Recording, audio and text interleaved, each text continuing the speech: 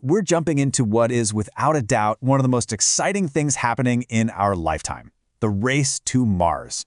It's this incredible story of huge ambition, mind-blowing technology, and two very different ideas about how to make humanity's next giant leap.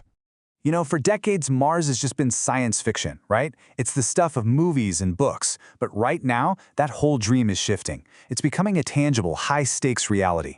What felt like a fantasy is now a very real engineering problem that some of the smartest people on Earth are solving as we speak.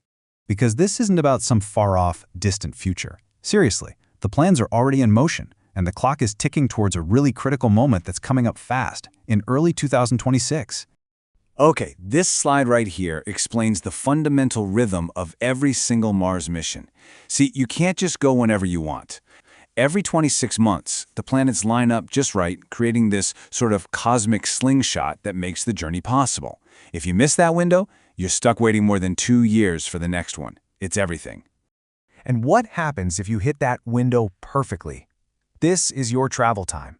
7 to 9 months, just hurtling through the blackness of deep space. It's a massive journey, no question, but thanks to orbital mechanics, it's actually within our grasp. So, let's dive into the first major player in this race, SpaceX. And their approach isn't just ambitious, it's a complete shift in how we even think about exploring space.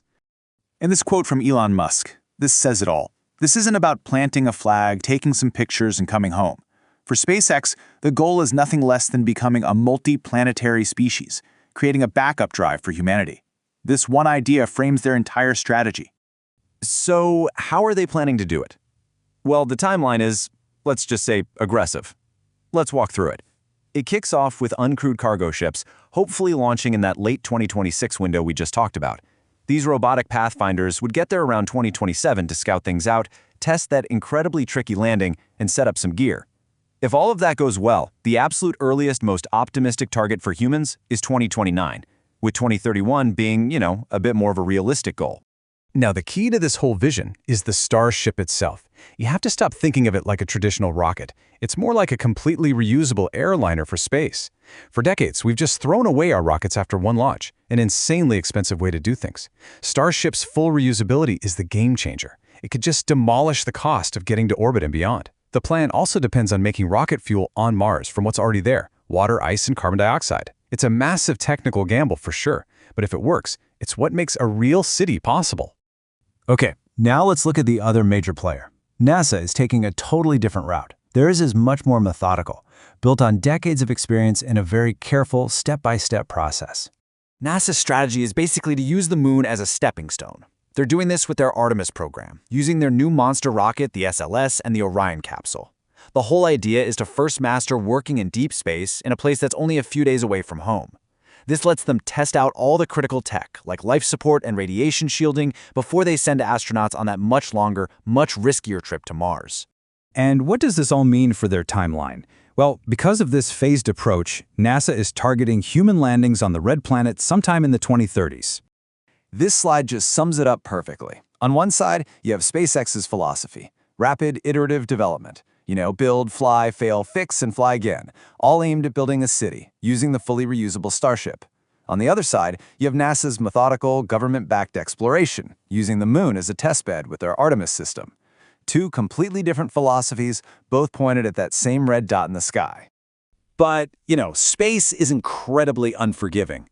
And both of these ambitious plans are running headfirst into the hard realities of physics, funding, and strategy. And that's led to some really important changes recently. So what are the actual hurdles? What's standing in the way of putting boots in that red dust? Let's break down the reality check that both of these organizations are really facing right now. And here's the big update. Even SpaceX, the company that's been famously Mars or bust, has recently shifted to prioritize setting up a base on the moon first. So why the change? Well, the moon is just a much better place to practice. It's only 3 days away, so communication delays are a couple of seconds, not 20 minutes.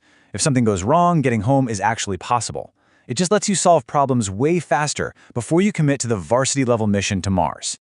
So what does that do to the timeline? Well, this moon-first approach probably pushes SpaceX's Mars plans back by about 5 to 7 years from those super aggressive early targets. It doesn't mean Mars is off the table, not at all, just that the road there now has a pretty significant layover on the moon. And these right here, these are the challenges that everybody has to solve, no matter who they are.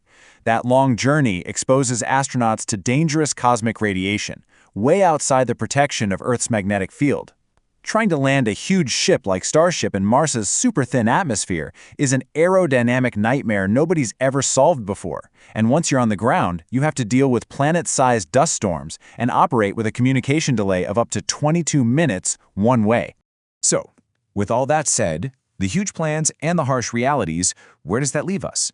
Well, it leaves us right on the cusp of the next great chapter in human exploration. The way forward is really going to be told through a few key milestones. So, what should you keep an eye on? First, Starship's orbital refueling. To get to Mars with anything useful, a Starship needs to be gassed up in Earth orbit by other Starships. It's never been done on this scale, and it's absolutely essential. Also, watch for successful uncrewed landings on the moon from both NASA and SpaceX. And, of course, the big one. Do those first cargo missions actually get off the ground for Mars in that 2026 window? Those are the real tests. And that's the big takeaway here. No matter the exact year, no matter the specific rocket, we are living in the era when humanity's journey to Mars goes from science fiction to actual fact. The hardware is being built. The tests are happening now. This isn't a dream anymore. It's a plan in motion. Just imagine it. Imagine hearing those words crackle across 200 million kilometers of emptiness.